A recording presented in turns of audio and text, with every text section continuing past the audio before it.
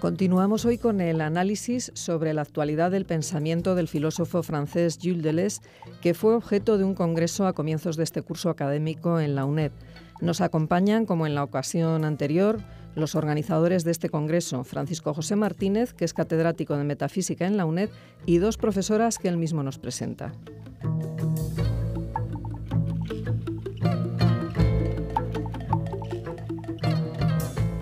Buenos días. Nos vuelven a acompañar Emma Ingala, profesora de la Complutense, y Amanda Núñez, profesora de la UNED, investigadora. Y hoy vamos a hablar del congreso que hicimos los tres aquí en la UNED, pues a finales de octubre, justamente coincidiendo casi con el aniversario de la muerte de Deleuze, ¿no? Cumplían el aniversario del nacimiento en el 25 y el aniversario de la muerte del 95, ¿no? Entonces, nosotros hicimos aquí un congreso que se llamaba La actualidad de Deleuze y que tenía el objetivo doble, ¿no? Por un lado era, pues, decir, hacer, aprovechando las efemérides, ¿no? Aprovechando los aniversarios, un balance de cuál era la actualidad de Deleuze, ¿no? Es decir, que partes de su pensamiento nos seguían pareciendo importantes hoy. Y el segundo a mí me interesaba también, y por eso procuramos invitar a todas las generaciones de deleuzianos, ¿no? Ver cómo las diferentes generaciones, la gente según su edad, había recibido a Deleuze, o sea, por qué se había acercado a Deleuze y qué había retomado de Deleuze, ¿no? Entonces, bueno, yo les voy a empezar preguntando, primero a Emma y luego a Amanda, por las dos preguntas del Congreso. Es decir, primero, ¿qué actualidad ves tú en Deleuze que a los años de su muerte? Y luego, ¿tú cómo te aproximaste a Deleuze? ¿En qué contexto lo conociste? ¿Y qué es lo que te interesó más al principio de la obra de Deleuze? Bueno, buenos días. La verdad es que cuando terminó el congreso nos dimos cuenta de que estas habían sido las preguntas que el profesor Francisco José Martínez planteó a los participantes, y prácticamente ninguno de los participantes respondió a la pregunta biográfica. Todos, claro, nos pasamos tanto tiempo pensando la actualidad de Deleuze, que además teníamos que formular como una inactualidad, porque claro, el pensamiento de Deleuze, algo que se repitió durante todo el congreso, era que el pensamiento de Deleuze no es actual, porque lo actual es lo que es presente, y lo que es presente es lo que ya está dejando de ser. Lo actual es más bien lo que está por venir, lo que Nietzsche llamaba lo intempestivo, lo que Foucault llamaba lo inactual, es decir, algo que no encaja con su propio tiempo, algo que hace violencia al propio tiempo, algo que cuestiona la manera de pensar, de ver y de desear del propio tiempo. Y precisamente la actualidad de Deleuze, yo creo que todos llegamos a esa conclusión, es su inactualidad, que sigue siendo intempestivo, que sigue provocándonos, forzándonos a pensar, que sigue cuestionando las certezas de nuestro propio presente, es decir, que no es presente en absoluto.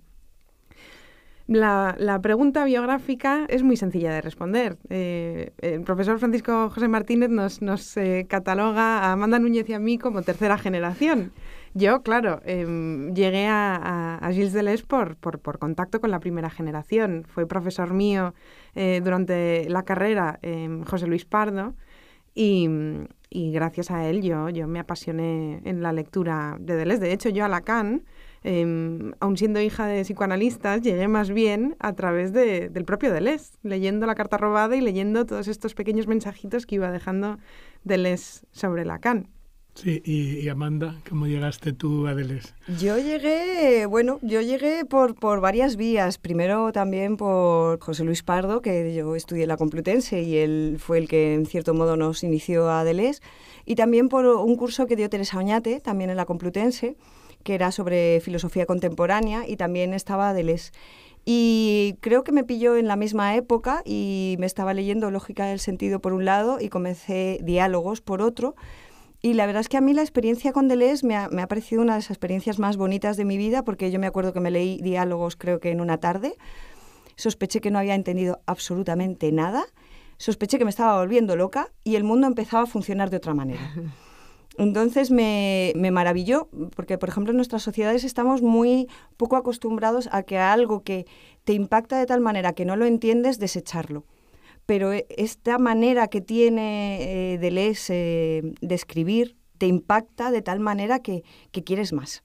No sabes cómo, pero quieres más. Y entonces ya seguí leyendo. Bueno, menos mal que lo siguiente que me leí fue el versonismo y Proust y los signos. A la vez iba con lógica del sentido. Y al final sí que pude ir acercándome. Pero fue esta sensación que es maravillosa en la filosofía y que yo creo que no tenemos que perder en nuestras sociedades. Que como son muy de cliente, es como o me das lo que yo quiero, lo que yo ya he pensado en el bar, o entonces no lo voy a querer, que es una de las cuestiones por las que yo creo que la filosofía está dejando de funcionar, ¿no? O de ser importante, porque ya no estamos acostumbrados, no queremos problemas, no queremos lo que ya hemos recibido y no queremos que nos den problemas. Y Deleuze, su lectura misma da esa sensación, ¿no? De esto es un problema, esto no lo entiendo, pero es que esto es por donde hay que seguir, ¿no? Por aquí hay un camino extraño y yo quiero seguirlo. Y yo creo que eso es bastante aconsejable para nuestras sociedades. Se ha perdido la sorpresa, se ha perdido el problema que te lleva a buscar y me parece que, bueno, Deleuze es muy, muy importante. En mi biografía lo fue así y yo creo que esa es también una de las cuestiones de esta inactualidad de Deleuze, precisamente como no encaja fácilmente. A la vez creo que nos habla de cosas que nos afectan mucho, aun sin entenderle bien, sí que nos está hablando de cosas importantes, incluso hay contemporáneos suyos que no se sabe en qué siglo podrían estar en cualquiera, pero Deleuze sí que nos está hablando desde nuestro presente y sí que nos está interpelando constantemente. Y yo creo que esa es la inactualidad, podríamos decir, la intempestividad de Deleuze, que te está hablando desde posiciones muy actuales, pero está rompiendo esa actualidad. Y no solo reconstruyendo otra. Por ejemplo, a mí me parece que la diferencia entre Foucault y Deleuze es que Foucault como que mastica todo y ya te da la teoría más hecha. Entonces tú ya vas al biopoder, vas a determinados sitios y tienes más las respuestas dadas. Con Deleuze pasa mucho que la gente se frustra mucho porque es muy difícil encontrar un dogma deleuziano. O es muy difícil, y de hecho yo creo que gente muy interesante que está haciendo cosas muy interesantes sobre Deleuze ahora no están hablando de Deleuze, hacen máquinas, hacen películas, hacen cualquier tipo de cosa, ¿no?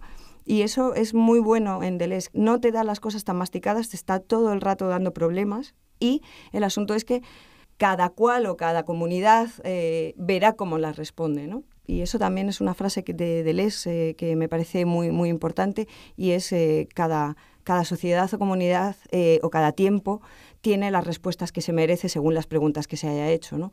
Y esa cosa de Deleuze a mí me parece muy importante, ¿no?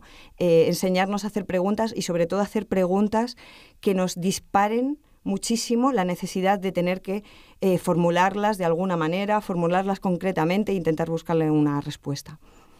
Sí, bueno, yo me contesto también a mi pregunta, porque yo creo que la primera generación que entramos, bueno, al menos en la que entré yo, que eran pues, además que vinieron todos, ¿no? Estuvo Pardo, pero estuvo Auserón, cantante de Radio Futura, ¿no? Juan Perro, estuvo también Luis Ferrero, que éramos, yo los llamaba los cuatro magníficos, ¿no? Los cuatro iniciales, ¿no? Nosotros entramos ahí, ¿y cómo entramos? O al menos cómo entré yo. Pues entramos justamente en el Antiedipo, gracias a un profesor que fue profesor, eso sí, intergeneracional de todos nosotros, de forma directa e indirecta, que fue Antonio Pérez Quintana, ¿no? que ahora se acaba de jubilar en La Laguna. Y Antonio Pérez tenía la gran virtud, como todos los maestros, de no explicar solo lo que a él le interesaba, sino explicar lo que él pensaba que le podía interesar a los alumnos. Y aunque él estaba en las antípodas completamente del pensamiento deleuziano, pues en cambio él pensó que en el año 73, cuando salió el Antiedipo, la traducción española, pues que podía interesarnos. Y entonces hicimos un seminario sobre el Antiedipo. O sea, yo entré por el Antiedipo. Y claro, ¿y por qué problema? Pues por el problema que en aquel momento estábamos discutiendo, al menos los marxistas, el problema del sujeto histórico. Claro, ahí se veía que la tradición clásica del sujeto histórico, ¿no? El sujeto de la clase obrera, con el partido, el sindicato, la lucha política, la lucha económica, pues que aquello empezaba a fallar. Ya el sujeto se había diluido, la clase obrera no era homogénea, habían surgido sujetos a partir del 68. Hay que tener en cuenta que el Antiedipo aparece como la metafísica, como la ontología, como la política de la explicación del 68, ¿no? Entonces ahí, y en los 60, habían aparecido nuevos sujetos. Había aparecido la mujer, feminismo en los años 60, habían aparecido los jóvenes, los estudiantes, habían aparecido las minorías étnicas en Estados Unidos, los negros, ¿no? El Black Power, en la época del Black Power, y había empezado también la revolución sexual, es decir, había empezado los movimientos gays, los movimientos de liberación sexual. Entonces se veía, primero, que las luchas no eran solamente la política ni la económica, y segunda, que el sujeto no era ya el proletariado en sí, sino que había mucho más, ¿no? Entonces ahí yo creo que el pensamiento de Deleuze, con esa idea de intentar juntar sobre una matriz marxista las aportaciones de Nietzsche y las de Freud, la idea que aludimos en el programa anterior, ¿no? De ese deseo que no era una superestructura, sino una infraestructura, ¿no? Un elemento productivo, pues nos parecía muy interesante. Con su reflexión sobre las minorías, su reflexión sobre la política, las aportaciones de Guattari. Hay que tener en cuenta, claro, que yo entré en Deleuze-Guattari, es decir, en la dimensión ya guattariniana, que es tan importante en el aspecto político, ¿no? Así fue como entramos. Y luego ya, pues lo que habéis dicho las dos, ¿no? Deleuze es tan fascinante que pones una ficha y dices, todo lo que venga por aquí me lo leo sistemáticamente. Entonces ya a partir de ahí, pues ya empezamos a leer hacia detrás y hacia adelante, ¿no? Y yo creo que el punto importante que en aquel momento veíamos y que yo sigo viendo ahora como esa actualidad e inactualidad, es justamente, primero, la idea de problema. O sea, la idea de que la filosofía, más que dar soluciones, da problemas. Es una concepción problemática del pensamiento, ¿no? Y luego el otro punto importantísimo, el punto de la experimentación lúcida y prudente. Es decir, la idea de intentar construir nuevas formas de pensamiento, nuevas formas de vida, minoritarias. Eso tiene que ver con la de reflexión que hacíamos la vez pasada sobre el feminismo, ¿no? Que es un estudio sobre las minorías. No solamente, hombre, la minoría fundamental se pone como emblema la mujer, pero ahí se recogen todos, los niños, los locos, los negros, las divergencias sexuales, todo culturales, religiosas, todo este tipo de elementos, ¿no? Entonces, una defensa de las minorías, una experimentación, pero al mismo tiempo, y ese es un punto también que lo ha desarrollado mucho en sus últimos trabajos Emma, ¿no? La idea de la prudencia. Bueno, Amanda también, pero la idea de la prudencia, es decir, que no es una experimentación alocada, que no es las líneas de fuga por las líneas de fuga que al final nos llevan a la locura o a la muerte, ¿no? Sino que es una experimentación prudente, una experimentación que desterritorializa, pero sabe que también hay que reterritorializar, que rompemos con el cuerpo, pero no lo podemos romper del todo, que rompemos con nuestro género, pero no del todo, que rompemos con nuestra nación, pero no del todo. Es decir, que hay una especie de como de juego, de desterritorialización, de apertura, de fuga, pero al mismo tiempo como de vuelta, ¿no? No hay una dispersión absoluta, porque la dispersión absoluta nos lleva a la desaparición, a la locura y a la muerte, ¿no? Entonces yo creo que es importante recoger esa idea de Deleuze y que por supuesto imposibilita las lecturas desde fuera que lo consideran como una especie de apóstol de los marginales, de los locos, de los esquizofrénicos, de los homosexuales, de todas las minorías habidas y por haber, ¿no? Yo creo que es importante esta noción, que además desde puntos de vista distintos, pero yo creo que los tres lo hemos aludido en nuestras obras, la idea de experimentación, apertura, pero al mismo tiempo prudencia, ¿no? No se puede romper del todo, sino que hay que hacer una especie de ten con ten, ¿no? Y yo creo que esa sería la actualidad y la aportación de Deleuze, ¿no? ¿Y vosotros qué pensáis de esto de la experimentación lúcida, lúdica, pero al mismo tiempo prudente?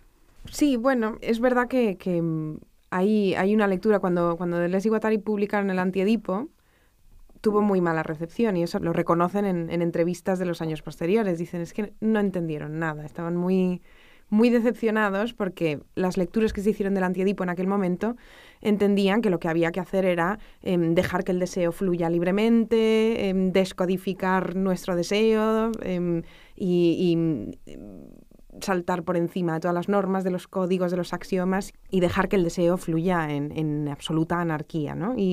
Y Deleuze y Guattari, cuando escribieron 1000 mesetas, reformularon todo esto precisamente desde la perspectiva de la prudencia, que ya estaba en el Anti-Edipo, claro, y eso es lo que ellos querían subrayar. Ellos toman de Artaud esta idea del cuerpo sin órganos y la oponen a organismo. ¿Un organismo qué sería? Sería un cuerpo en el que su deseo ya está estrictamente codificado. En el organismo hay órganos que tienen una función predeterminada que van a determinar qué quiere cada órgano. Ellos dicen que el organismo se rige por el complejo de Edipo, ¿no? Tiene el código del complejo de Edipo y el complejo de Edipo le dice al cuerpo: tú lo que has querido desde siempre es a papá o a mamá. Y cuando buscas otros objetos de amor en el mundo, en realidad lo que quieres es a papá o a mamá. Y lo que hacen Deleuze y Guattari, rescatando el concepto de cuerpo sin órganos, es pensar fuera de ese código, pensar el cuerpo no ya como una carne que viene de antemano determinada a querer esto o esto otro, sino como una superficie de registro que está a la espera del encuentro con algo que lo haga desear. Entonces ellos, por ejemplo, toman el ejemplo de las zonas erógenas. ¿Cuál es la zona erógena del cuerpo? Pues puede ser cualquiera, puede ser la oreja, puede ser el codo, puede ser la rodilla, depende de qué, de la caricia que la convierta en zona erógena. Y eso sería un cuerpo sin órganos. No hay un órgano predeterminado de antemano con una función, no hay un deseo codificado de antemano a querer esto o aquello, sino que se construye en el encuentro con otro, en la relación, que es lo que subrayaba también Amanda, ¿no? Claro, la noción de cuerpo sin órganos está ahí para recordar que el código no es sino una sobreimposición. Pero no está ahí para decir seamos puro cuerpo sin órganos. Ellos siempre dicen mucho cuidado con el cuerpo sin órganos, mucho cuidado con desorganizar el organismo, porque caemos en lo que ha dicho Francisco José, caemos en la locura, caemos en la destrucción, en un cuerpo suicida, dicen ellos.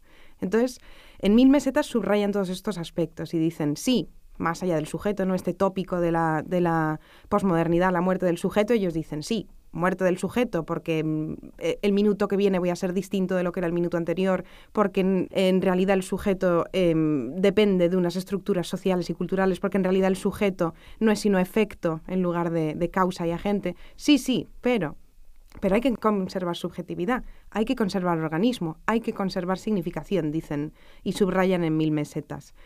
Y tienen una teoría preciosa de la prudencia, ¿no? Dicen, sí, experimentar, crear, descodificar nuestro deseo, pero conservando siempre cotas de subjetividad, de organismo, de significación.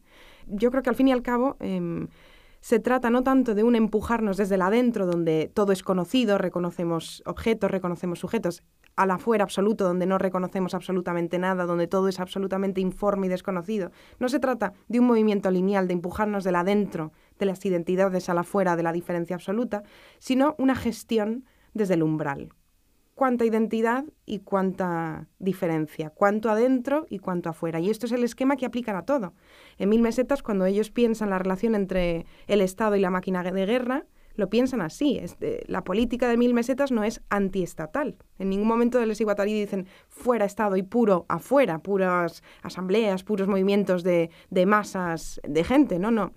Lo que están diciendo es necesitamos algo de Estado para controlar la máquina de guerra, que es como llaman ellos a la fuera del Estado.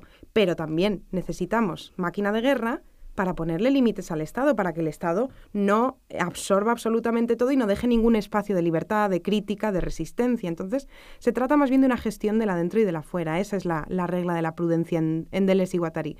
Y Deleuze usa siempre el ejemplo del alcoholismo, ¿no? Podría ser otro ejemplo de cómo se gestionan los límites. Deleuze dice, claro, el alcoholismo no bebe hasta morir. En el alcoholismo se bebe siempre no el último vaso, sino el penúltimo vaso, aquel que me va a permitir mañana despertarme y volver a beber. Entonces, aunque el ejemplo es un poco tétrico, a Deleuze le sirve para pensar precisamente esa relación entre el adentro y el afuera. No se trata de beber hasta morir, se trata de beber hasta el penúltimo vaso, de modo que mañana pueda volver a esa exploración del afuera. Sí, lo de la experimentación lúcida y lúdica. Sí, yo creo que tendría poco que aportar a lo que habéis dicho. Solo voy a decir una cosita más de esto medio biográfico y pasando por aquí. La semana pasada Francisco José Martínez dijo que Emma era una de las pocas personas que se le entendía muy bien cuando explicaba a Lacan. Yo también recuerdo que uno de los primeros libros que me hicieron entrar a comprender a Deleuze era el de Francisco José Martínez, que además nos lo pasábamos ahí en la Complutense, de este libro se entiende. Entonces quería apuntar eso, ¿no?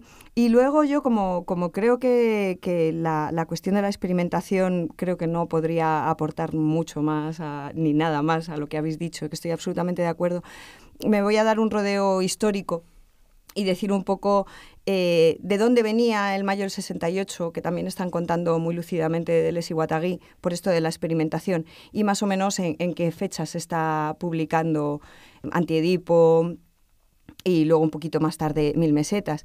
Y a mí me parece muy interesante porque esta cuestión histórica no se suele conocer, y es que el mayo del 68 siempre se suele entender como una revolución de los estudiantes burgueses que querían algo más, ¿no?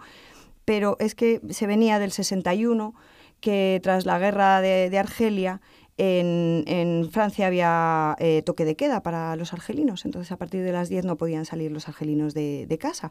Hicieron una manifestación en el 61 y mataron a más de 200 personas. Esto también lo digo porque hace poquito, en los atentados que ha habido en París, decían, desde la Segunda Guerra Mundial París nunca se ha teñido tanto de sangre. Pues sí, se teñió de sangre, muchísima más cantidad de gente argelina, bueno, argelina no, francesa, pero que optó por la nacionalidad argelina. Y yo creo que eso tiene mucho que ver en los pensamientos que hacen Deleuze y Guattari sobre las minorías, aunque no lo nombran. También yo creo que tiene que ver con esto que dicen Deleuze y Guattari mucho de el mayo del 68 no tuvo lugar, porque yo creo que sí que se empezó a leer de una manera muy lúdico, pero no lúdico en un sentido de juego político, o en un sentido lúdico prudente, sino que al final, pues lo que decían Deleuze y Guattari, ¿no? de su recepción, ¿no? Que aparecieron los Maos Spontex y entonces ellos ya eran maoístas, espontaneístas y ya no querían saber nada, ¿no? Y luego también otro elemento donde yo creo que sí que están pensando mucho Deleuze y Guattari, intentar hacerle ese lugar, es el mayo del 68 largo, que se dio en Italia, ¿no? En los 70 justo, que es cuando empieza todo el movimiento de la autonomía y todos los movimientos de políticas prefigurativas. Ya conocemos a Negri, a Bifo y a Balestrini, a toda esta gente que estaban trabajando directamente con Deleuze y Guattari ya en estas fechas. Entonces yo, como no puedo aportar mucho más porque estoy muy, muy de acuerdo, sí que quería, yo creo, ver estos anclajes. Podríamos decir, en la historia ya sabemos que el devenir pasa por la historia y la deshace, pero también tiene en cuenta sus momentos históricos y yo creo que tienen una delicadeza muy grande Deleuze y Guattari al hacer el Antiedipo y 1000 mesetas con estos efectos anteriores y posteriores al mayo del 68. Bueno, como nos quedan unos minutos, yo quisiera solamente, claro, aludir al pretexto que tenemos aquí, ¿no? Es decir, el Congreso. Yo creo que el Congreso, bueno, por cierto, hay que reconocer que la UNED pues lo grabó todo y está todo disponible. Ya saben que todos nuestros programas están disponibles, además por 2 canales. Uno el canal UNED y otro Radio Televisión a la Carta. O sea, ahí pueden entrar con los buscadores y ver todas las conferencias de todo el Congreso, ¿no? Pero yo creo que lo importante, y vamos a acabar preguntándoles qué les pareció el Congreso, yo creo que lo importante es que hicieron todos los participantes lo que se ha aludido aquí, ¿no? Que más que... Hombre, utilizamos a Deleuze, hablamos mucho de Deleuze, homenajeamos a Deleuze, pero yo creo que además cada uno lo utilizó para su cosa. Es decir, que allí se hizo de todo. Se aplicó a nivel político, se aplicó a nivel filológico, se aplicó en nivel artístico, estético, literario. Es decir, que allí se hizo, más que hablar sobre Deleuze, yo creo que se cogieron líneas de fuga deleuzianas, ¿no? Y derivas deleuzianas, ¿no? Y yo creo que en ese sentido la impresión que me produjo fue, y el éxito yo creo, fue justamente eso, no fue una cosa meramente academicista de hablar de un autor, unos textos y tal, que por otra parte todo el mundo demostró un conocimiento de los textos realmente prodigioso, ¿no? A nivel filológico, ¿no? Sino también, digamos, una utilización de esos textos pues para la vida cotidiana y para cada uno lo que le interesaba, ¿no? ¿Qué impresiones sacasteis vosotras del Congreso, no solo como organizadoras, sino también como oyentes, ¿no? Como espectadoras del Congreso? Más que hablar del contenido de las conferencias, que fueron que realmente colgados, excelentes, se de lo que quiero hablar es de la tonalidad del Congreso. Yo me fui de estos 3 días con una sensación de celebración de las pasiones alegres, como decía Spinoza, de los afectos alegres y no de los afectos tristes. Y además me pareció que fue una puesta en juego de Deleuze, no simplemente un hablar sobre Deleuze, como decía Francisco José, sino un poner en juego a Deleuze, que tenía que ver. Deleuze decía, la filosofía como discusión no me interesa en absoluto. Ponerse a discutir es una pérdida de tiempo. ¿Por qué? Porque cuando uno se pone a discutir, está ya trabajando en el terreno de las soluciones. Y volvemos a lo de antes. La filosofía se gesta en el terreno de los problemas. Discutir es discutir acerca de problemas ya hechos y lo que nosotros tenemos que hacer es ponernos a plantear los problemas.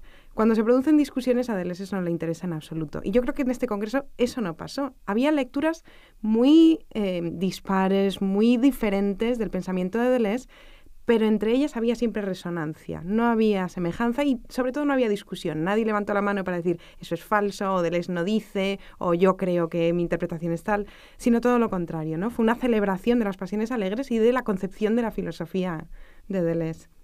Yo creo que sí, estoy en consonancia con vosotros, en consistencia con vosotros y creo que sí, que lo que tuvo fue mucha consistencia y que fue, la verdad es que un evento que valió muchísimo la pena y yo invito a todo el mundo a que lo vean en cuanto puedan y que nos cuenten, porque eso es muy importante, que nos cuente la gente cómo lo recibe.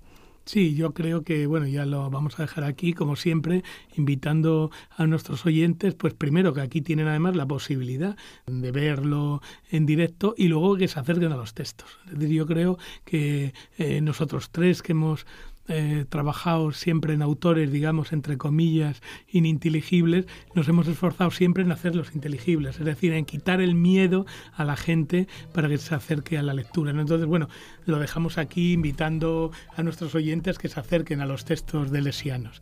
Muchas gracias y buenos días.